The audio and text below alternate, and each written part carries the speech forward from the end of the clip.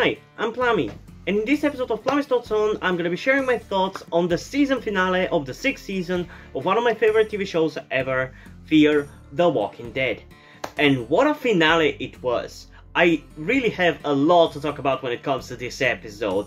I honestly think it kind of redeemed the faults of the last episode, because I kind of see now where they're going with certain characters, but again, we're gonna have to see what they're going to do with those characters in season 7. But if they are going in the direction that they're going with these characters, I honestly don't mind the problems of the last episode as much. I mean, in the first place, I wasn't hating the last episode as much as most people are. That's kind of common thing with me and The Walking Dead, as you might have seen if you've watched my video reviews. And I still don't really understand the disdain that people have for that episode. Sure, it wasn't the best episode of the season, but I don't understand what offended people that much. There wasn't anything that offensively bad, and that's the thing that pisses me off when it comes to episodes like this, where I just don't see what pisses you off or offends you so much to the point where you hate the episode. For me, something really has to literally poke me in the eyes for me to really be annoyed by it. Or for people to be really liking something, even though I personally don't really see anything that stands out that much, like it has been the case with Here's Negan. Although, I gotta say, it's already kind of grown on me a little bit more, so I think my problem with that episode was just I had very different expectations from what it ended up being, so yeah. But I'm getting a little sidetracked. Let's talk about the finale of this season, and like, where the hell do I even begin? There's so freaking much to talk about. It's such a unique episode, I guess we should first talk about, because it's so different from anything we've seen before, and especially this season. It's kind of like this season in a nutshell, in a way, because it's basically a 50-minute episode separated into a bunch of chapters with actual titles in them, and this is definitely a much better execution of this concept than I think they did something like this maybe in season 8, because that was the height or the lowest low of the Gimpo era, and this is definitely something that Black Summer has did, so I wouldn't be surprised if they decided to do it because of that, but who knows. Sometimes Gimpo's brain works in mysterious ways, so maybe he just came up with that on his own. But I honestly didn't mind the titles.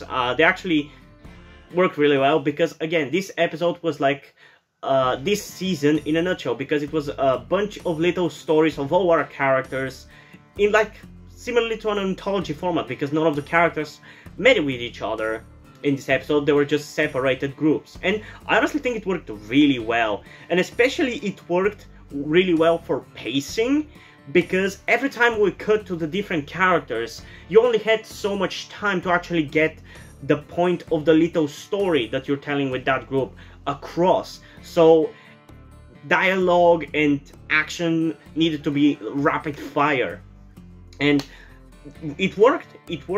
I kind of wish, honestly, more of the season was like that, because there were definitely moments, especially in the second half, where I didn't necessarily hate the episodes, and I've already kind of mentioned this and talked about this in like, I think it was the 10th episode, the one that was about Daniel, that there were moments in this season where I just was not necessarily excited about seeing where the story is gonna go from now, because, like, cool, I enjoy it, the writing is actually pretty decent, but I'm just like, why do I care? And that's probably on me, not really on the show, because I have that tendency sometimes to just be like, why do I give a shit? But still, my point stands. And with how fast-paced this episode was, I think they could have done this throughout the whole season. It would have been even better to pack it with as much stuff as this episode was. Because as good as this season of Fear was, and I'm almost definitely going to be doing a full-on overview of the whole season and thoughts that I have about it after having seen it, like, through. But I don't know when that's gonna happen, when I'm gonna do that video. Probably I'm gonna wait a little bit for this finale to sit for a little while in my head before I get into that. But like, as good as this season of Fear was, I feel like at times they used some shortcuts and didn't show us certain things, and those episodes that kind of use those shortcuts could have easily shown us those stuff. Like, for example, with the John episode, in which he was trying to find out who murdered Cameron. Strand is mentioned to be a leader of some of the outposts by the pioneers, and that he's going to a meeting or something. I think we could have really benefited from seeing some of that stuff. Or with the Daniel amnesia case, I think it could have been cool to see more of that. I think this season could have packed more stuff to it than in addition to what already was packed. But I guess you can't hit it perfectly right off the bat, so hopefully they're gonna do it better for next season when they see that people have enjoyed this season much more. But yeah, I guess we can just at this point start getting into the specific stuff about this episode. So yeah, first off, we started off the episode, as you know, with Rachel, and when that happened, when we saw Rachel, I was, especially when it went on for like 5 or 6 minutes, I was thinking whether this episode was actually going to be an episode focused on Rachel, because she was introduced in the first episode of the season, which honestly at this point I think this episode, the finale, might be my favorite episode of season 6, because it was so damn good in so many ways.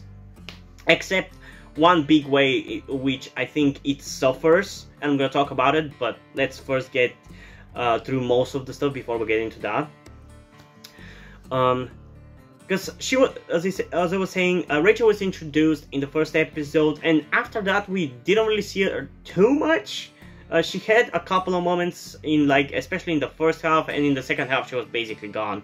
Only showed up in episode 15 in the background, and in the beginning of episode 16 here. So I was like, maybe they were going to give her an episode, and I was even thinking it would be a shame that Teddy will probably not get a title card, especially after I think I even talked about that possibility that he might not get a title card in the review for episode 15, but luckily he actually did get a title card. I'm gonna talk about that in a second after I'm done with the opening scene, but I freaking love this opening scene. I've seen some people say that that's a plagiarized idea or a concept or whatever from some zombie story or something, but I honestly don't give a damn. I don't know what that zombie story is. I don't really even care to know.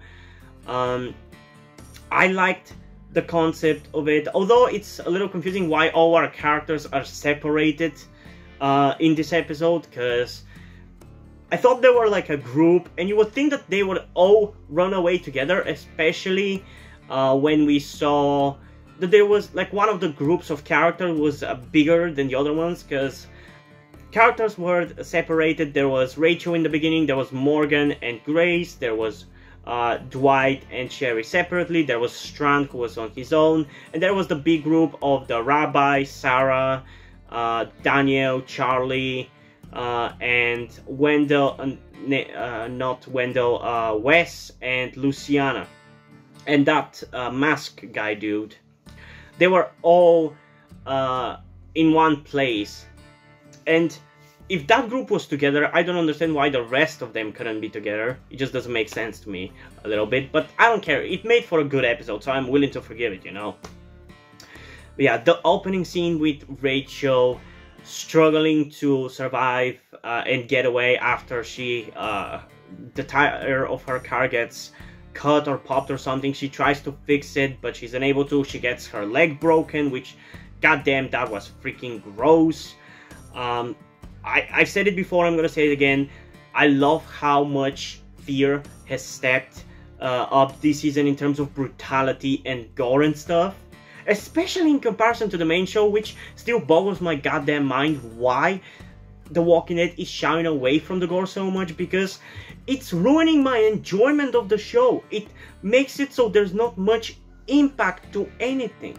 It kind of deletes the harshness of this world in a way. And it's so weird because after season 6 and the Glenn debacle, they obviously toned down the violence in season 7 and 8, which I hated that. But in season 9, it seemed like they were returning to some of the more terrible gore. And I really like that, but for some reason in season 10 they've toned it down again. I don't understand why. But at the very least, I guess it's not as much of a toning down as it was in like season 7 and 8, where they would still have the characters do the gory thing, they just wouldn't show it to us, which I honestly think it's worse. It pisses me off when they hide the gore like that. I much rather not have it even happen, not have a situation in which there would be a gory thing, than have it happen and not be able to see it. So at least in season 10 they just didn't have situation in which there would be gory moments. But even then, it still pissed me off in like the season finale, the final season finale, which was the Here's Negan episode. And one of my biggest problems with that episode, honestly, is that we didn't really see Negan kill people. We barely saw him bludgeon one guy with a bat. We should have seen him kill the guy in the bar. I don't understand why they hid it from us. And don't fucking use COVID as an excuse. It's not a fucking excuse at all. Fear can do it. The Walking Dead could have done it as well. And I don't understand why they didn't. And if they don't do it for season 11 either, I'm gonna be so damn pissed. But I'm getting a little sidetracked. I really love the gore in that opening scene and how she tried her best to save her daughter. Like, even though she had a broken leg, she just tied it up with a bunch of sticks and scotch tape and just tried to walk away. And obviously she couldn't make it, so she fell on the ground and quickly decided on a plan of how her baby could still survive even though she couldn't. So she tied a rope on herself and onto Rufus, which is the dog of the guy with an axe from the first episode. I don't understand why the dog was with her, because I thought it was Morgan's dog, but I don't know. She tied a rope around herself and the dog, and then she stabbed herself in the gut and spilled her guts out.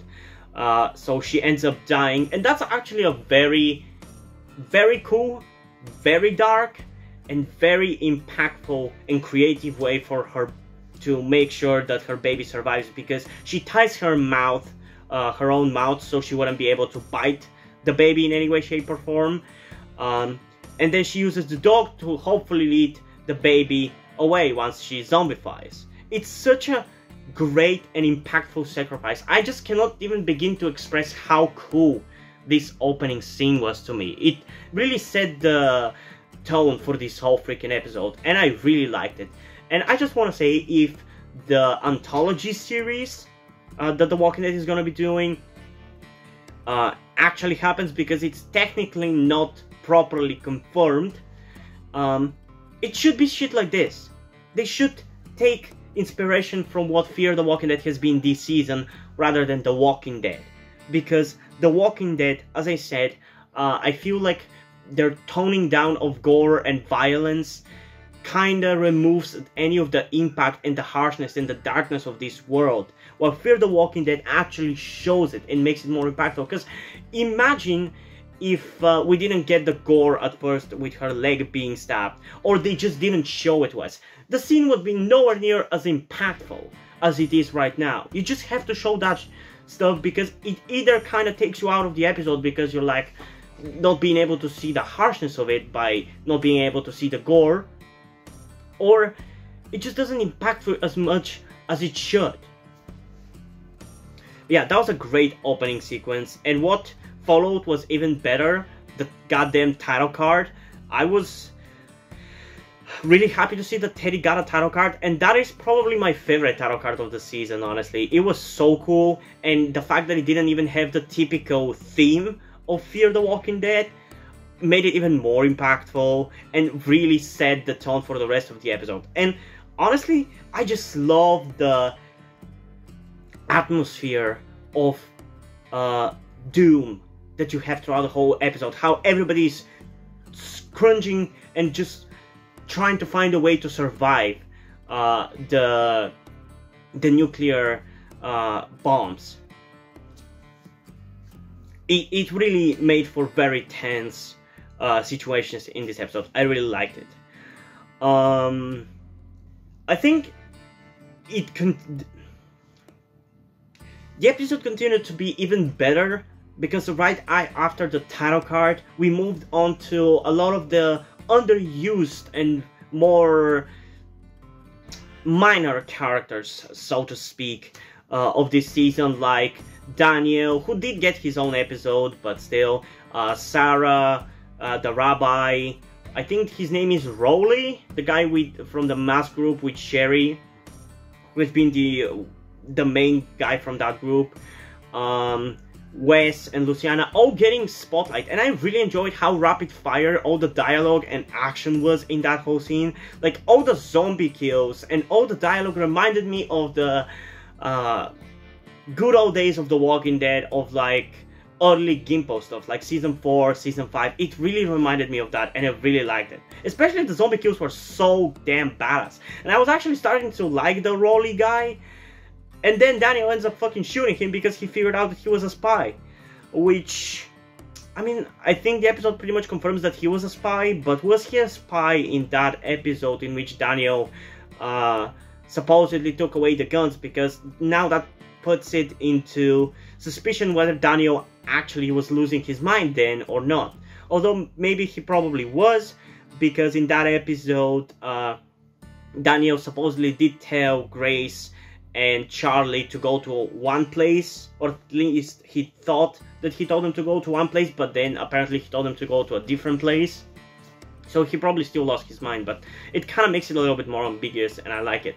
And I love how the episode has Charlie early on here redeem herself for killing Nick by freaking shooting Riley from the End is the Beginning group, and then later on Dakota ends up freaking shooting Teddy. That was really cool, and it was really funny, and that definitely makes me think that the showrunners have 100% taken some of the criticisms of not only of the last 2 seasons, 4 and 5, but also of early season 6 as well, because they've probably seen us theorize, and I don't think that they've done major changes or anything, because they probably wouldn't be able to, but during the COVID stuff, they easily could have changed a scene or two to make some things like that. But yeah, I really like that. And it was really fucking exciting, and I honestly couldn't believe my eyes when the fucking CRM came and saved him. Like, holy damn, this episode was so good. I did not expect to see that crossover happen in this episode, but it was really, really damn cool. And also, they saved him in the nick of time, so that was great. But my question is, what exactly does that mean for next season? Does that mean that next season is gonna have more CRM stuff? Are we gonna be crossing over with World Beyond? I don't fucking know. I doubt it, because World Beyond is like 7 years into the future. But still, that was a really cool little chapter. I'm not sure which scene was afterwards, whether it was the Dwight and Sherry one or the Strand one, but honestly I enjoyed both, and I think we're gonna go with the Dwight and Sherry one. But I just want to say a certain thought that I had, which I already kind of talked about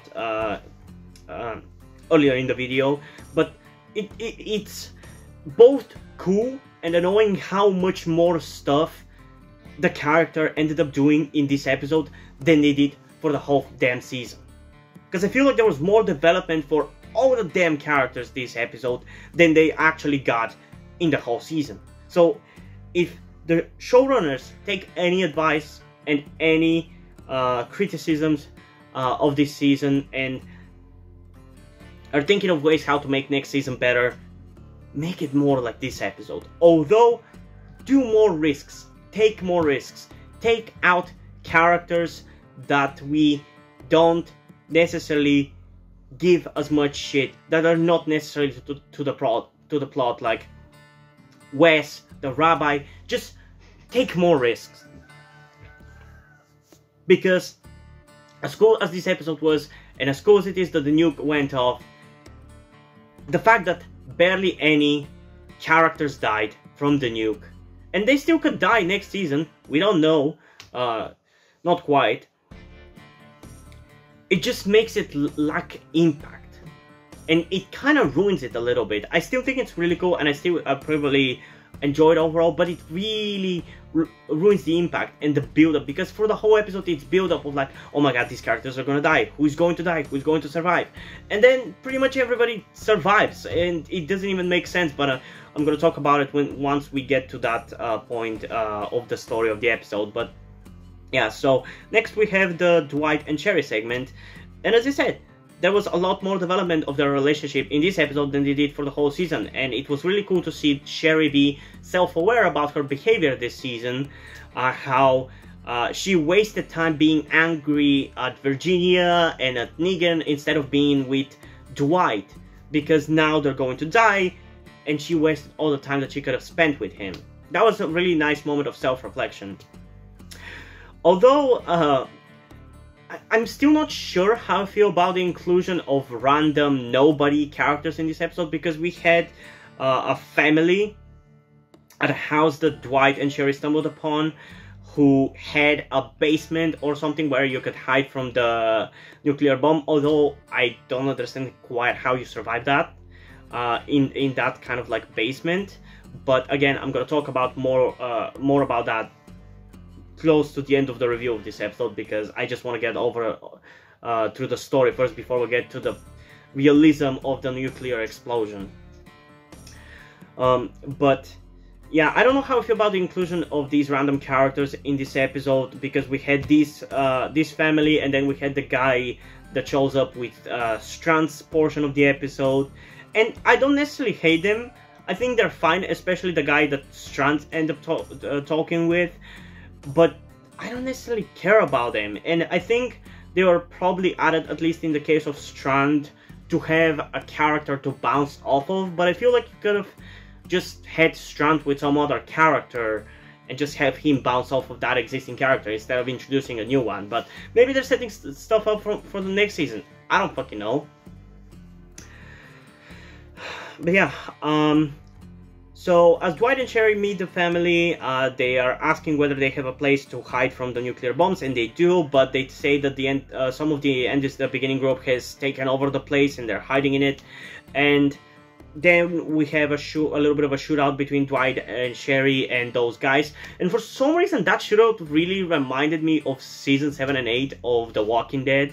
It just had a very similar vibe to that. Maybe because, obviously, Dwight and Sherry were kind of antagonist-ish, or antagonist by force in those two seasons, but it just had a very similar vibe. And I really enjoyed how mercilessly kind of they killed the guys. It was a really cool scene, although it was a little stupid how these guys just ran out of the basement and started shooting everything, even though they didn't see anybody and anything.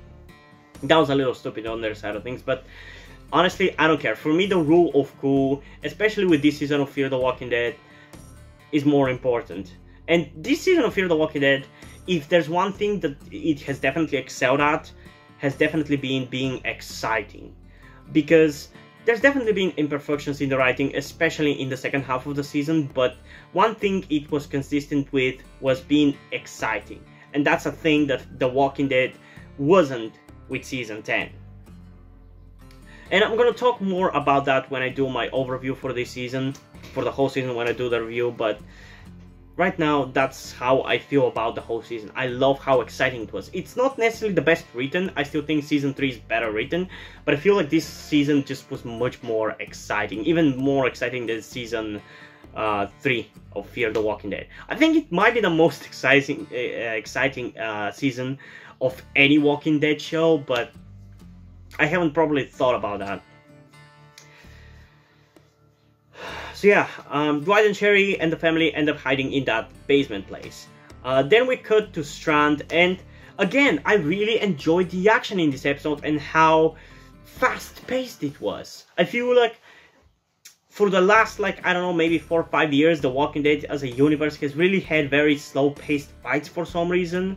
I think the last time we had very action-packed fights was in season 6 of the main show, and even then it kind of was starting to lose it a little bit. But the packed action with the walkers and Strand shooting them and killing them and getting through them was really fucking cool. Then he ended up meeting the guy, and for some damn reason lied about who he is, as if the guy would even know. Like, I kind of understand why they were doing that. It was supposedly his character development here, but I don't know, it's just a little weird. He calls himself Morgan for some reason and lies to the guy that he was the one who was willing to sacrifice his life, even though he wasn't. And I don't understand why he was saying that stuff to him, except for them later on for him to tell the truth and do a pretty cool speech. So it ended up being cool, but it's a little contrived is what I'm trying to say. And yeah, for the guy that he ended up talking to, the character he ended up talking to, I mean, he's kind of cool, but I honestly don't have too much to say about him. It's better execution of having a random character talk to our main character, even though the scene is supposed to be focused on our main character, than what episode 7 did with Alicia. But I'm still not necessarily in love with it. It depends on where it goes from here, so I'm gonna have to wait and see. I don't quite remember which scene was afterwards, because there was quite a lot of different characters it focused on. I think it might have been Teddy and Dakota, but I'm gonna leave them for last because the episode story kind of ends with them. So next we're gonna go to Morgan and Grace. I don't quite understand what Morgan was trying to do to prevent the nuke, because like he was saying over the radio throughout the whole episode that he was maybe trying to do something about the nuke, but he probably wasn't be able to do anything. And my thought process is, well, why don't you shoot some kind of weapons and blow it up? Even though that would probably be much worse than just letting it fall on the ground and explode. But yeah, I just don't understand what he was trying to do in the computer. I guess they were trying to show him as very desperate, because he probably knows that there's nothing he can do to stop the nuke, but he's still gonna try. But that just felt a little funny in a way.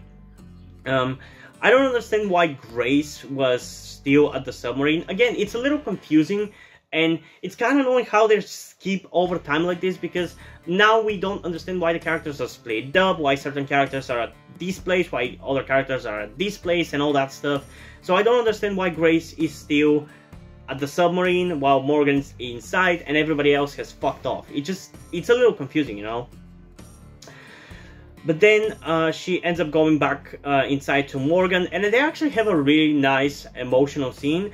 And I honestly would have freaking loved if they actually went through with what they have the characters do, with Morgan pointing the gun behind his head and hopefully the bullet going through his head and killing Grace as well, because they didn't want to die due to radiation poisoning. I honestly wish they went through with that, because that would be so dark and so impactful, and it would be such a tragic way to end very good but a little mismanaged character. I think that would be really dark and really impactful. Like, for an episode that is supposed to be like the end of something, so it's because afterwards comes the beginning with Alicia and all that jazz that Teddy has been talking about. There wasn't a lot of ending to stuff, you know?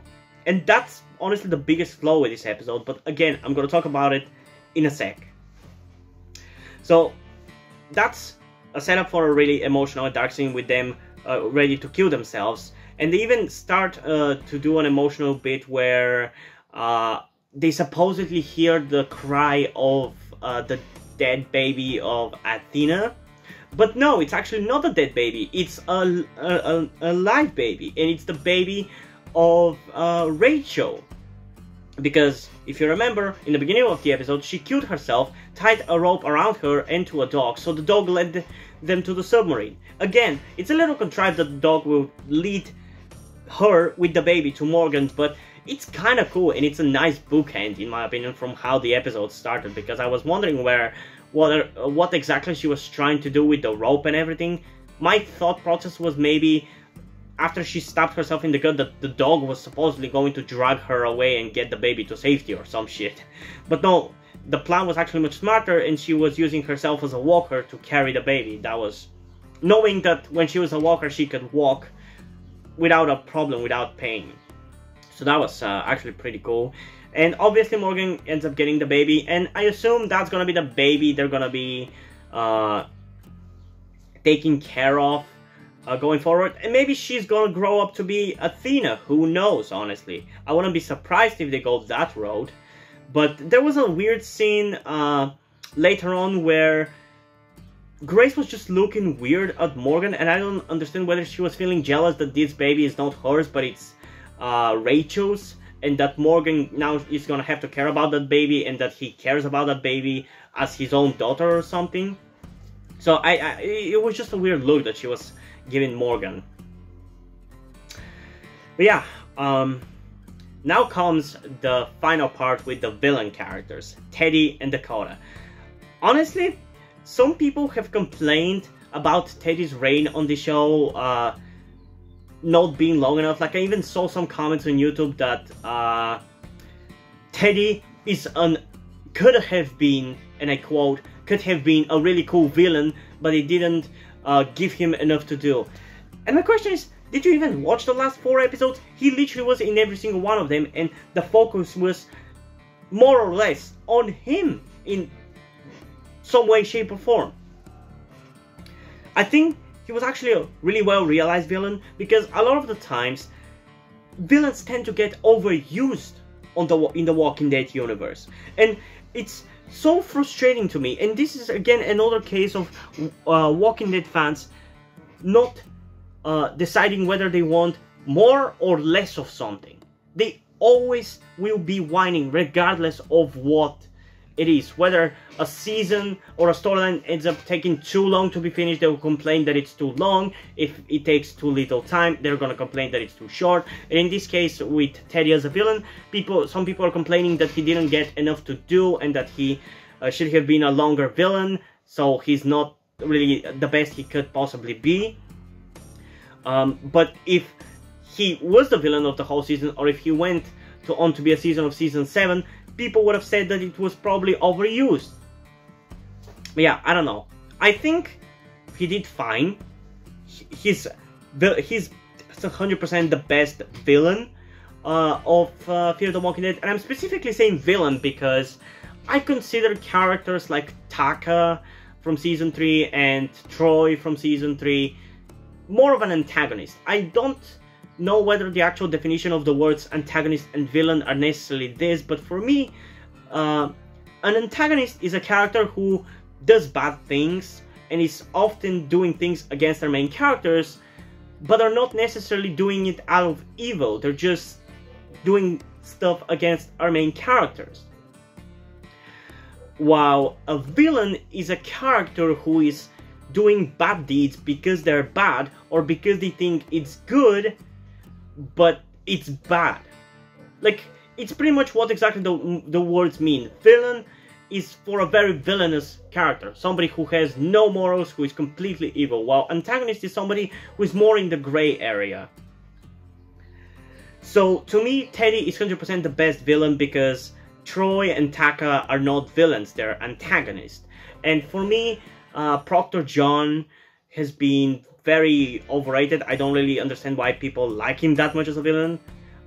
He's not necessarily terrible or anything, but he's nowhere near good enough for me to really enjoy him that much. And he was barely in the show as well.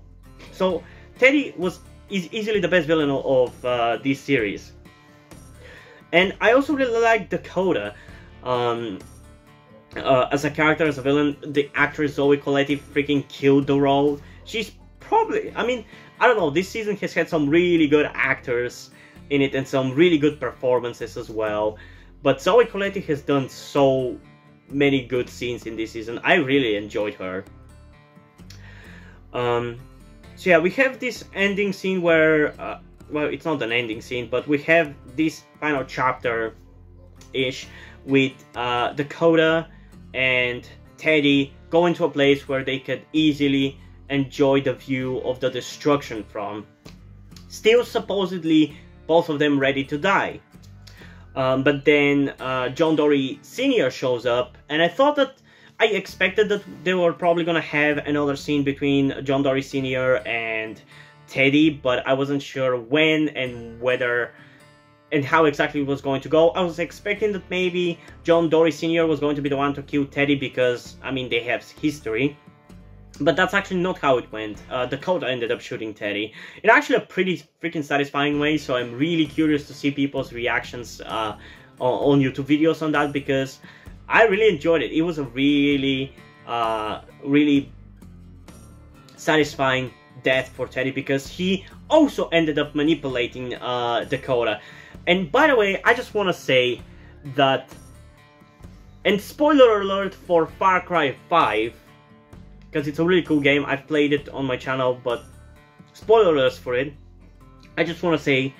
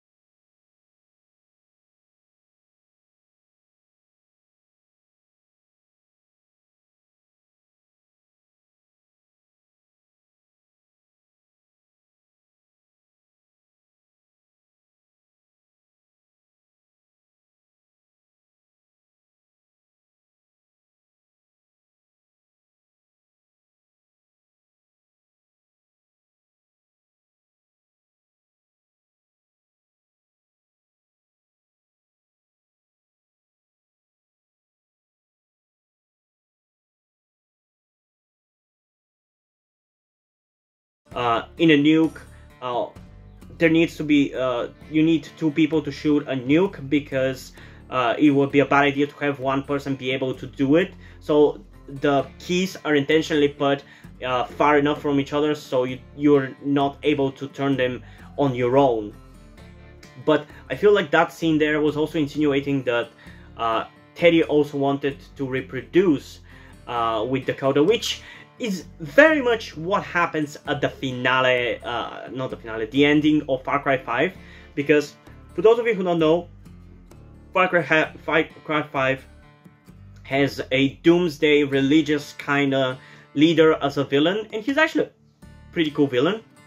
But at the end of the game, he actually ends up being right about the end of the world incoming, because a bunch of nukes start showing up, and a lot of the characters that you ended up meeting around the game end up dying. So that's why I'm saying that Far Cry 5's ending is what Fear the Walking Dead's Season 6 ending should have been, because in that one, the main, or should I say supporting characters actually fucking die, so it leaves you with an impact. But the feeling that I got from Far Cry 5's ending, which you should definitely check out my reaction or my playthrough, at least of the ending of the game, because that was really cool. I was so shocked that it happened. The feeling that gave me was the exact same that I got from when the nuke fell in Fear the Walking Dead. And boy oh boy, what a visual it is. If I'm correct, it's probably the thumbnail of this video. If I've done everything correctly, it's probably the thumbnail of this video, because what a damn visual. I fucking love that Dakota died due to the nuclear explosion. Honestly, I think this death is never gonna get beaten in the Walking Dead universe. It's just not gonna get beaten. There's not gonna be a more badass and awesome death than dying from a nuclear explosion, getting completely burned up. Like, there's just not gonna be a more cooler death. Like, I'm sorry, it's done. There's not gonna be a better death. It was fucking amazing. But what's confusing is that the location at which Dakota was standing seemed not necessarily far, but not necessarily too close to the nuke, and she got burned up before even the wave of smoke got to her, which I think that's how it happens. I don't know, I'm not a fucking nuclear physicist or anything, so I don't know, but let's assume that's what happens. Then how the fuck does June and John Dory Sr. survive? Because they got in the bunker, which is right under where Dakota got eviscerated. Or should I say eviscerated? Incinerated. So how the hell did they survive? And again, she doesn't seem necessarily too far, but she also wasn't necessarily close to the location of the nuke. So how the fuck did Strand survive? How did such a flash did not burn him, or Dwight and Sherry, who were hiding in a shitty basement, or especially Morgan and fucking Grace and the baby, who literally fucking hid under a truck? Like, how the hell did they survive that? Like, even if they survived the flash incineration, or whatever you want to call it, wouldn't there still be radiation? Like, again, this is the season kind of ended on a cliffhanger here, so we don't know whether the characters are necessarily alive or dead or whatever, but I don't know, I don't think they should be. And that's what bothers me about this episode, because there was all this build-up of scare and fear that, oh, our characters are gonna die, and I was scared that they're not gonna be able to survive. But they do, and it doesn't feel right, especially seeing Dakota get incinerated like that. And everything that they were saying, it just feels like they were saying it for nothing. They were just saying it to us so we would be scared about them dying. But they actually didn't die. So, I don't know. They should be at least gonna be dying from radiation, but I don't know what they're going to do for next season. We're gonna have to wait and see whether they survive or not, I guess. But yeah, it was a good episode. The build-up and the tense atmosphere of the episode was fucking amazing, but the fact that literally only Dakota died from the nuke, it kind of ruins it in a way. It's not impactful enough. For a nuke like this, we should have had at least one major character dead and a couple of minor characters. Like, I don't understand why you couldn't have killed some of the characters from the Daniel, Luciana, Wes, Sarah, Rabbi group who ended up living with the CRM. I think you could have killed one or two of those characters with the nuke. But yeah, I don't know. It just feels cheap for all this build-up of the nuke going down, to only have one character die, and it's a character that we wanted to die. So we don't feel sad from that nuke. Like, I don't know. I feel like it kind of makes it not be impactful. It makes it feel like the build-up was for nothing in a way. It's still super impactful, and as I said, the death of Dakota is so freaking badass, and it's my favorite death in the Walking Dead universe ever. But we should have had more characters die like that. I don't know. But yeah, honestly for me, this episode, because of that, is not gonna be a 10 out of 10, because I feel like it ruined itself a little bit, but it's going to be definitely a 9.9 out of 10, which might as well be a 10 out of 10, but I don't know, I really enjoyed this episode. I enjoyed how it was made, I enjoyed everything they did with it, with the characters, with the writing.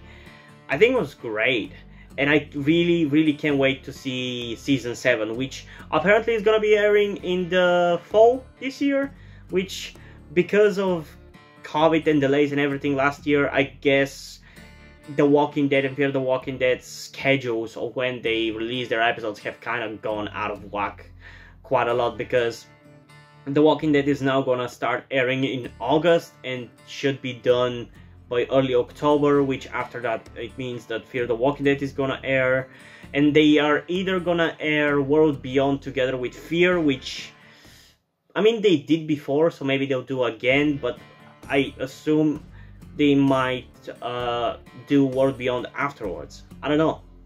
But yeah, this was a hell of an episode and a very exciting finale.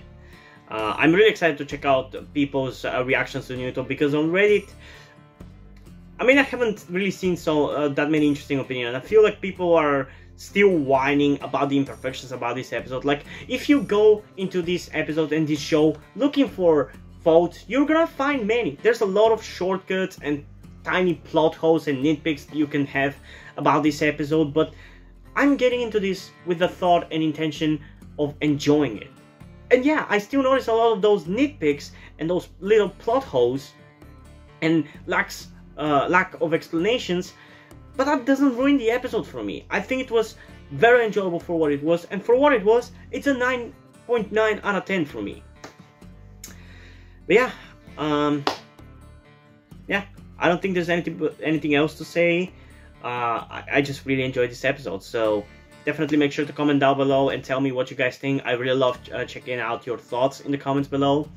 But before we end this video, I just want to quickly explain to you something that you might be wondering about, like, why am I dressed the way I am? Why do I look the way I do?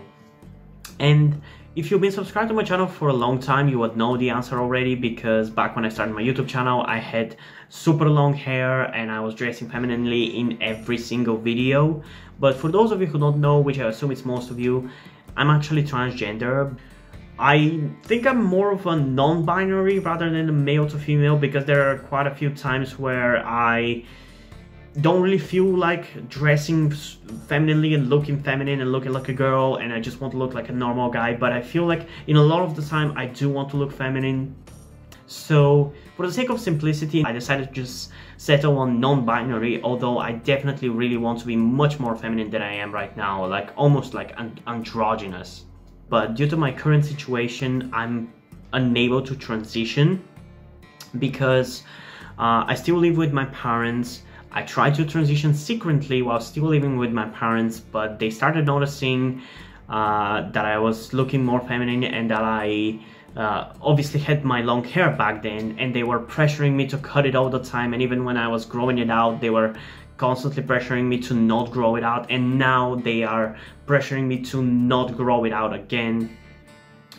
I'm really unable to transition, and there's no really way out of this situation for me, because I can't get a job. I've tried to, but I just can't seem to get any job. And even if I was able to get a job, I wouldn't really be able to transition in my country where I live while working that job, because people here are completely bigoted, and they will harass me, they will bully me, and they probably the employers will probably never even hire me if I actually decided to completely transition. So the only way for me to actually be who I am, who I truly am, is if I actually start being successful with YouTube and start making money off of YouTube, because I don't really have to care about what anybody thinks of me, and I can just be who I want to be and dress however I want and all those stuff. So with all this information and me telling you that I don't want to guilt trip you into helping me out, I don't want to make you feel bad about my situation and wanting to manipulate you into helping me out or boosting the subscribers on my channel or anything like that, I ask you if you're able to help me out by donating to my Patreon or donating to my PayPal, which is for that you will have to get in touch with me in the comments down below to set it up properly, because I haven't really done that, because I assume nobody's really gonna want to do that. But if you're able to do that, I would really appreciate it. But again, this is literally the only way for me out. This is the only way out. So yeah, it's completely up to you. If you can't help me out monetarily, then at the very least I think it would be great if you could help out in other ways, like I said earlier, liking the channel, liking the video, subscribing to the channel, and all those other stuff. But yeah, I'm not trying to guilt trip you, I'm just explaining to you my situation and hoping that you can help me out. But yeah, hope you guys enjoyed this video, and if you did, please leave a like and subscribe. Also, check out the link in the description to my Twitter if you want to follow me there, and to my Wattpad where I post my stories, because in addition to doing all these videos for my channel, I'm also a writer. And if you don't enjoy my stories or you simply enjoy my videos, you can head over to Patreon where you can pledge support and help get the channel going, help support me so I can keep writing the stories you enjoy. But if you don't want to do it, that's completely fine. You can still help me out in other ways, like liking this video, subscribing to the channel, and especially sharing this video with somebody who you think might enjoy it. And I think it's pretty much it for this video, so hopefully I'm gonna see you in the next one. Bye!